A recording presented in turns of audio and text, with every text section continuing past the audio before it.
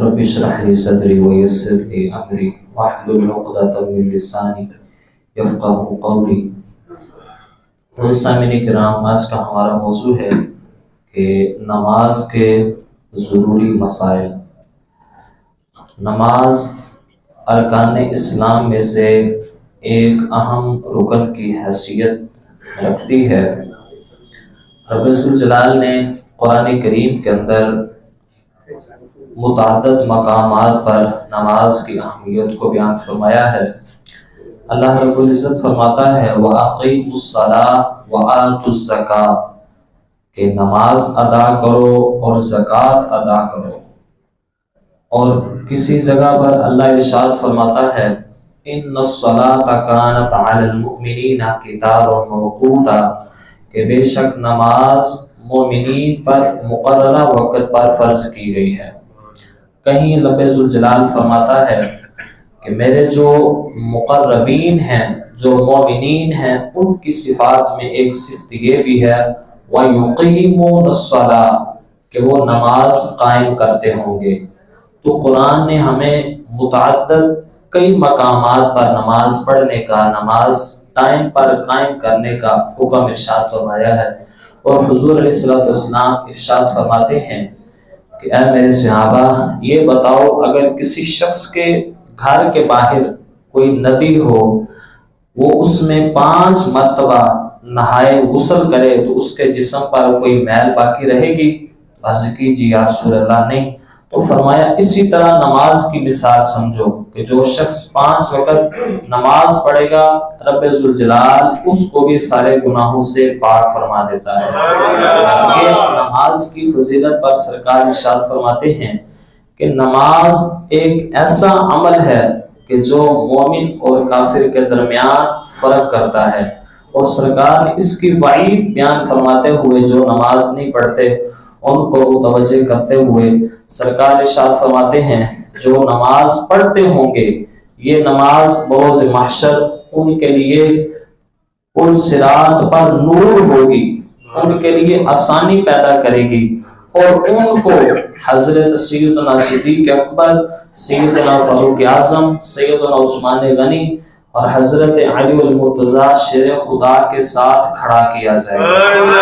سرکار فرماتے ہیں جو نماز نہیں پڑھتے ان کو سرکار نے وعید سناتے ہوئے فرمایا کہ جو نماز نہیں پڑھتے معاذ اللہ ان کو فرعون کے ساتھ، قارون کے ساتھ، نمرود کے ساتھ میدان محشر میں کھڑا کیا جائے گا۔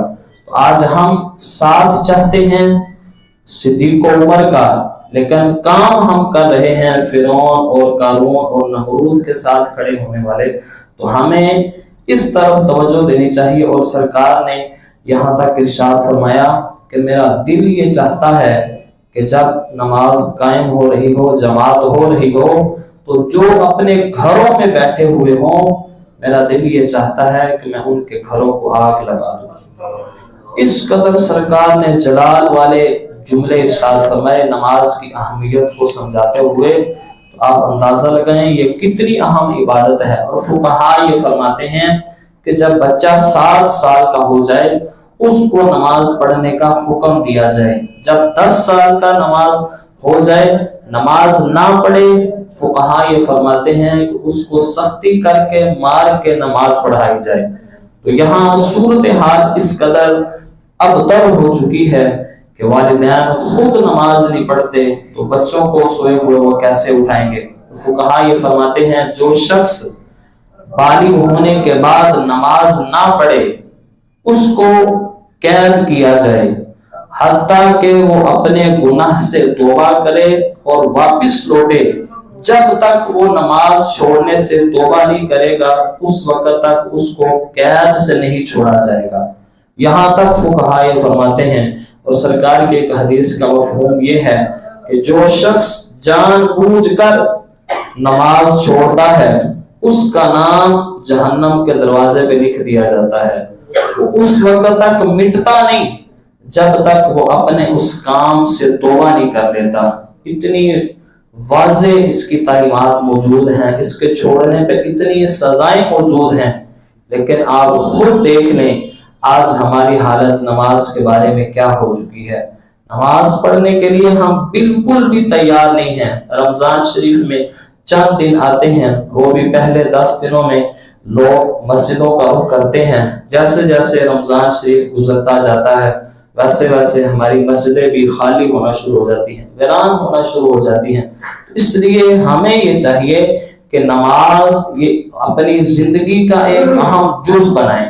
اب میں آپ کے سامنے نماز کے چند ضروری مسائل جو ہیں جس کا سیکھنا اور جن کا پتہ ہونا ہم سب کے لیے لازمی اور ضروری ہے، جن کے بغیر بندے کی نماز مکمل نہیں ہو سکتی۔ سب سے پہلے نماز کے شروع کرنے سے پہلے نماز کی شرائط کا پتہ ہونا ضروری ہے۔ شرائط وہ نماز سے پہلے ہوتی ہیں، وہ نماز کے اندر داخل نہیں ہوتی۔ ان میں سب سے پہلی چیز ہے طہارت۔ طہارت کا مطلب یہ ہے کہ بندے کا سب سے پہلے جسم پاک ہونا چاہیے، یعنی اس پر غسل فرض نہ ہوا ہو، اس پر کوئی نجاست نہ لگی ہوئی ہو۔ دوسرے نمبر پہ اس کا لباس پاک صاف ہونا چاہیے، اس کے لباس پر کسی جگہ نجاست موجود نہ ہو۔ اور اسی طرح تیسرے نمبر پر جس جگہ وہ نماز پڑھ رہا ہے وہ جگہ بھی پاک صاف ہونی چاہیے۔ تو یہ پہلی شرط طہارت اگر پائی جائے گی تو اس شخص کی نماز جو ہے وہ شروع ہو چکے گی۔ اسی طرح دوسرے نمبر پہ ستر عورت، یعنی دوران نماز کم از کم بندے کا ناف کے نیچے سے لے کر گھٹنے کے نیچے تک اتنا حصہ ضرور چھپا ہوا ہونا لازمی اور ضروری ہے۔ اور جو لوگ بالخصوص پینٹ اور شرٹ پہن کے آتے ہیں اور اکثر ان کی جو شرٹیں ہیں وہ مطلب یہاں پہنی ہوتی ہیں، تو ان میں جب سجدے میں جائیں یا رکوع میں جائیں تو ان کا یہ سطر کا حصہ بعض دفعہ نظر آ رہا ہوتا ہے۔ تو نماز پڑھتے ہوئے ہمیں لباس کی بھی نہایت احتیاط کرنی ضروری اور لازمی ہے۔ اور یہ اتنا حصہ ناف کے نیچے سے لے کر گھٹنے کے نیچے تک کسی شخص کا بغیر اجازت کے دیکھنا یہ حرام اور گناہ کہلاتا ہے۔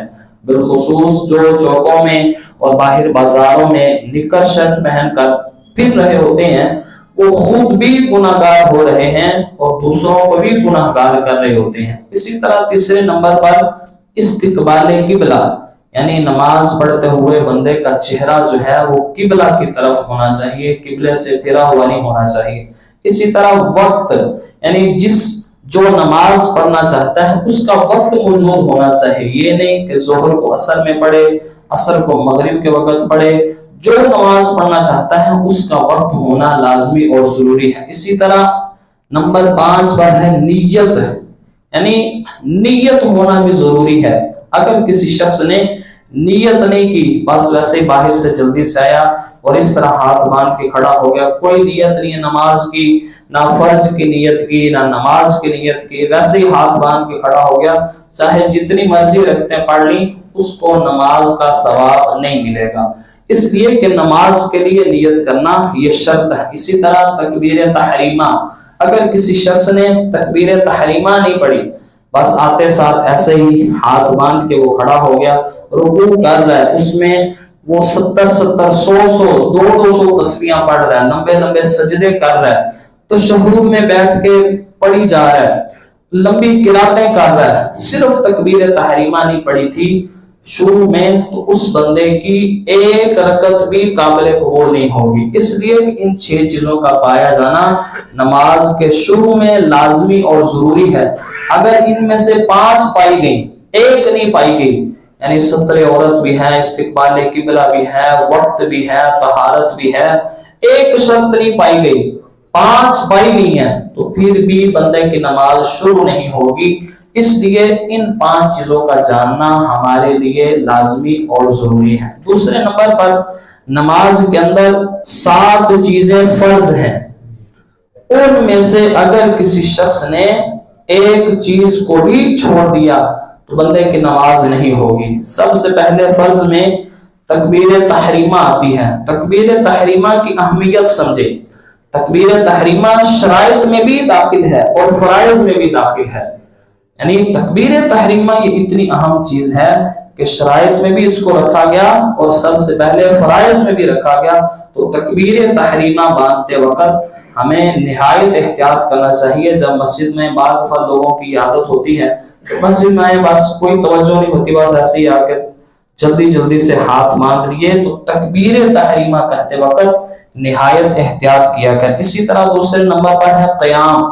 اگر کسی شخص نے نماز میں قیام نہیں کیا، رکوع لمبے کرتا رہا، سجدے لمبے کرتا رہا، تو اس شخص کی نماز بھی نہیں ہوگی۔ اسی طرح تیسرے نمبر پر قراءت، یعنی کوئی شخص قیام میں کھڑا ہوا اور خاموشی کے ساتھ کھڑا رہا، اس نے ایک آیت بھی تلاوت نہیں کی، تو چاہے وہ جتنا مرضی لمبا قیام کرے، اس کا قیام قابل قبول نہیں ہوگا، بلکہ اس وقت قیام ہوگا جس وقت وہ قیام کے اندر قراءت بھی کرے گا۔ اسی طرح رکوع کرنا، یعنی اگر کسی شخص نے قیام بہت لمبا کر دیا، تکبیر تحریمہ بھی باندھ لی اور قراءت بھی لمبا کر دیا، لیکن رکوع نہیں کیا، ڈائریکٹ سجدے میں چلا گیا، تو رکوع چونکہ فرض ہے، اس کے نہ ہونے کی وجہ سے اس بندے کی نماز بھی نہیں ہوگی۔ اسی طرح سجدہ بھی ضروری ہے، اور اس میں ذہن میں رکھیں 2 سجدے فرض ہیں۔ اسی طرح قعدہ اخیرہ،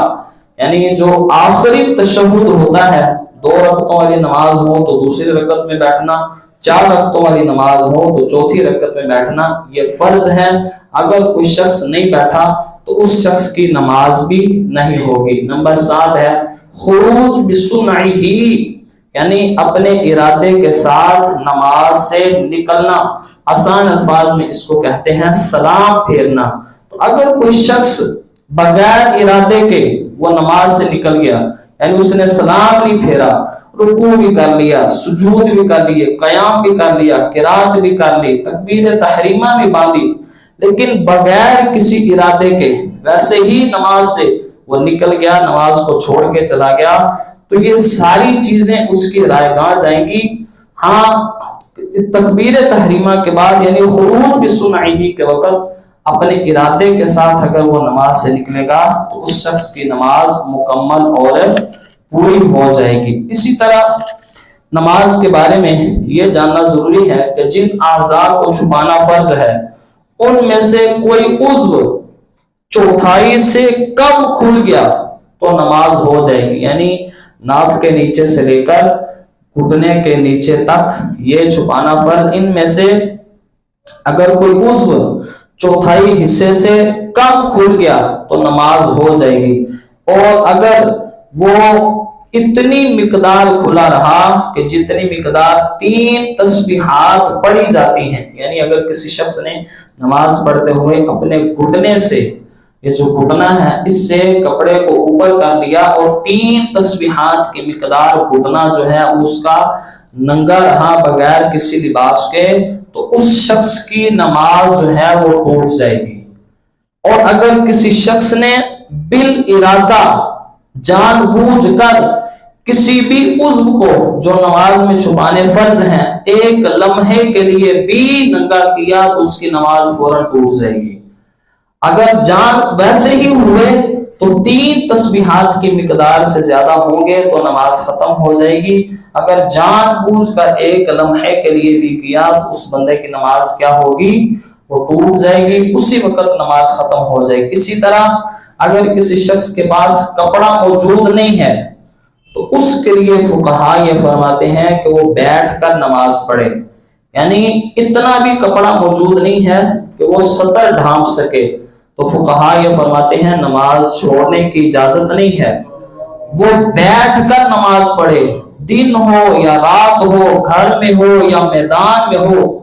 اور اس میں ضروری یہ ہے کہ وہ بیٹھے بیٹھے تمام رکوع اور سجود وہ اشارے کے ساتھ بھی کر سکتا ہے، لیکن اگر اکیلا ہو، رات کا اندھیرا ہو تو نماز نہیں چھوڑ سکتا۔ یہ اہمیت سمجھیں، نماز نہیں چھوڑ سکتا، لباس نہ ہونے کی وجہ سے بندہ کہے جی کپڑے ہی نہیں اب کیسے پڑھوں، تو فرماتے ہیں بیٹھ کر اشارے کے ساتھ نماز پڑھنا اس کے لیے لازمی اور ضروری ہوگا۔ اسی طرح اگر کسی شخص نے نماز پڑھتے وقت نیت میں یہ کہہ دیا کہ میں کعبہ شریف کو سجدہ کر رہا ہوں، اللہ کو ہی سجدہ کر رہا، تو اگر اس نے اس نیت کے ساتھ کعبے کو سجدہ کیا تو وہ بندہ دائرہ اسلام سے خارج ہو جائے گا، اس لیے کہ کعبہ جو ہے وہ ایک جہت ہے، وہ ایک جہت ہے، اس کی طرف منہ کر کے نماز پڑھنی ہے، کعبے کو سجدہ نہیں کرنا۔ سجدہ ہم نے کس کو کرنا ہے؟ اللہ کی ذات کو۔ اور لوگ یہ جو کہتے ہیں کہ ان کے مزاروں پہ معاذ اللہ شرک ہوتا ہے، ہماری تعلیم تو یہ ہے اگر کوئی کعبے میں کھڑا ہے، کعبہ سامنے موجود ہے، تو کعبے کو دیکھ کر اگر اس کی تعظیم اور اس کی عبادت کے لیے سے کوئی سجدہ کرے وہ دائرہ اسلام سے خارج ہو جاتا ہے۔ ہم مزاروں کو کیا سمجھتے ہیں؟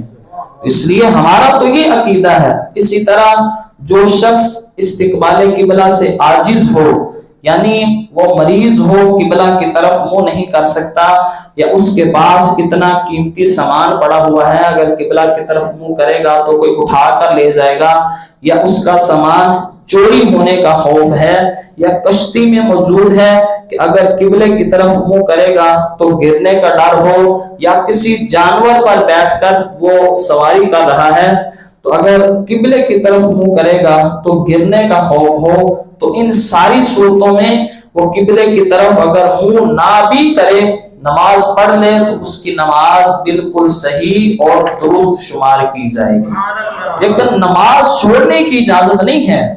اور اسی طرح وتر کے اندر جو سب سے مستحب وقت ہے وہ ہے آخری رات میں وتر پڑھنا۔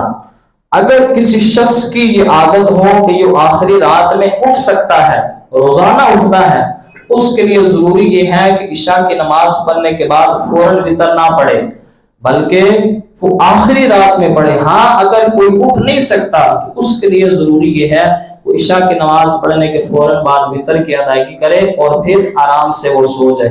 اسی طرح سفر کی حالت میں یا بیماری کی حالت میں یا بارش کی صورت میں، کسی بھی صورت میں دو نمازوں کو ایک وقت میں جمع کرنا یہ حرام ہے۔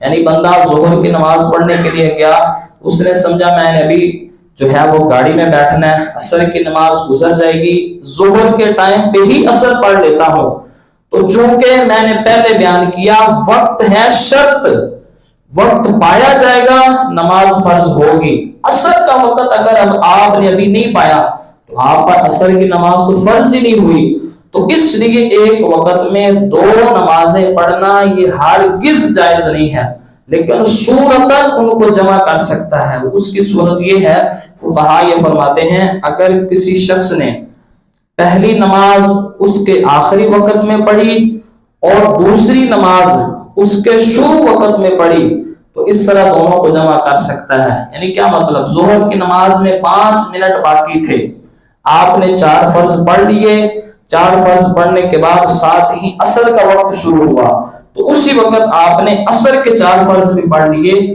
تو یہ بظاہر تو ایسے لگ رہا ہے کہ جیسے دو نمازوں کو جمع کیا ہے، یعنی ظہر پڑھی فوراً عصر پڑھ لی، لیکن یہ جمع صورتاً ہے، حقیقت میں جمع نہیں ہے۔ صورتاً جمع کا مطلب یہ ہے کہ دونوں کو اپنے ٹائم میں پڑھا جا رہا ہے، ایک نماز کو دوسرے کے ٹائم میں نہیں پڑھا جا۔ اسی طرح 3 ٹائم ایسے ہیں کہ ان کے اندر کوئی بھی نماز نہیں پڑھ سکتے، نہ فرض پڑھ سکتے ہیں، نہ واجب پڑھ سکتے ہیں، نہ نفل پڑھ سکتے ہیں۔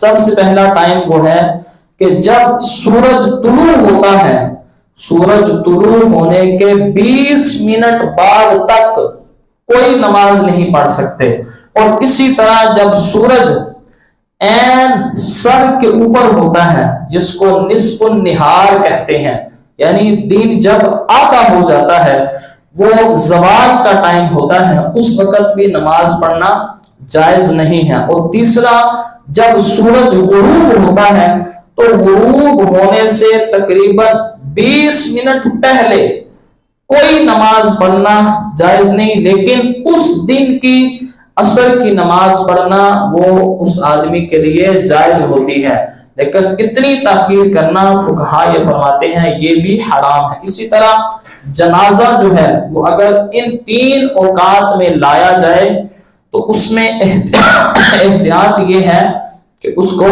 نہ پڑھا جائے، لیکن اگر پہلے سے تیار تھا، ان اوقات میں لایا گیا تو پھر نہ پڑھا جائے، لیکن اگر جنازے کی تیاری ہی انہی اوقات میں ہوئی ہے تو پھر فقہا یہ فرماتے ہیں اگر پڑھ لیا جائے تو جنازہ ادا ہو جائے گا۔ ان اوقات میں قرآن مجید کی تلاوت کرنے سے بہتر یہ ہے کہ بندہ درود اور دیگر اذکار میں مصروف رہے۔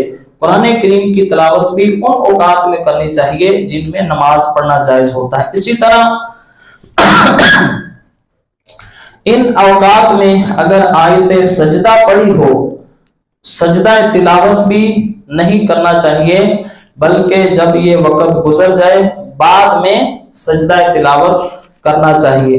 اسی طرح نیت جو ہے، نیت میں زبان کا اعتبار نہیں ہے بلکہ دل کے ساتھ اگر کسی نے پختہ ارادہ کر لیا، نیت کر لی تو اس کی نیت بالکل ہو جائے گی۔ زبان سے اگر کسی نے ظہر کی نماز پڑھنی تھی، عصر کا لفظ نکل گیا تو اس میں کوئی حرج نہیں ہے، اس کی نماز بالکل درست ہوگی۔ نیت میں رکعات کی تعداد بولنا ضروری نہیں ہے زبان سے، صرف دل میں نیت کر لیں میں اتنی رکعات پڑھنے لگا ہوں تو پھر بھی نماز ہو جائے گی۔ وتر میں واجب کی نیت کرنا ضروری نہیں ہے، صرف وتر کی نیت کر لیں، اور عوام میں یہ جو مشہور ہے یہ کہنا کہ واجب اس رات کے، یہ کوئی ضروری نہیں ہے، ویسے ہی وتر میں نیت کر لی تو اس پر نماز اس کی ادا ہو جائے گی۔ اگر کسی شخص کے ذمے بہت زیادہ نمازیں ہوں، اس کو یاد نہ ہو تو کون سی ادائیگی میں نے کرنی ہے، تو اس کے لیے جب بھی ادائیگی کرے تو وہ یہ کہے میری جو زندگی کی سب سے آخری نماز قضا ہوئی ہے میں اس کی ادائیگی کرنے لگا ہوں۔ جو شخص زبان سے تلفظ نہیں کر سکتا، گونگا ہے، اس کے لیے دل میں ارادہ کر لینا ہی کافی ہے، زبان سے اس کا تکبیر وغیرہ کہنا یہ ضروری نہیں ہے۔ اسی طرح فرض، وتر اور عید کی نماز اور سنت فجر میں قیام کرنا فرض ہے، نہایت اہم مسئلہ۔ فرض جتنے بھی ہیں، وتر نماز اور عید کی نمازیں اور فجر کی سنتیں، ان میں قیام کرنا فرض ہے۔ اگر کسی شخص نے بغیر عذر کے بیٹھ کر پڑھی تو اس شخص کی نماز نہیں ہوگی۔ اگر کوئی شخص اتنا کمزور ہے کہ مسجد میں نماز پڑھنے کے لیے جائے تو وہاں کھڑے ہو کے نہیں پڑھ سکے گا، گھر میں پڑھے تو کھڑے ہو کے قیام کر کے پڑھ سکتا ہے، تو اس کے لیے حکم یہ ہے مسجد میں نہ جائے بلکہ گھر نماز پڑھے۔ جماعت مل جائے گھر میں تو ٹھیک ہے، ورنہ اکیلا پڑھے، امید ہے رب ذوالجلال اس کو جماعت کا ثواب عطا فرما دے گا۔ تو یہ نماز کے ضروری مسائل ہمارے لیے جاننا نہایت ہی یہ ضروری ہیں، اور ان کو چونکہ وقت جو ہے وہ ہمارا مکمل ہو چکا ہے درس کا دورانیہ، لیکن ضروری مسائل جو ہیں وہ ہمارے لیے بار بار ان کو پڑھتے رہنا چاہیے، نماز کے مسائل ہمیں سیکھتے رہنا چاہیے۔ اسی طرح قرات کے حوالے سے بندے کو مسائل کا پتہ ہونا ضروری اور لازمی ہے۔ قرات میں اگر ایسی غلطی کر دی جس سے معنی بدل جائے تو اس کی وجہ سے بندے کی نماز جو ہے وہ ٹوٹ جاتی ہے، نماز مکمل نہیں ہوتی۔ دعا ہے کہ رب ذوالجلال ہم سب کو نماز کے مسائل سیکھنے کی اور صحیح معنوں میں نماز کی ادائیگی کی توفیق عطا فرمائے۔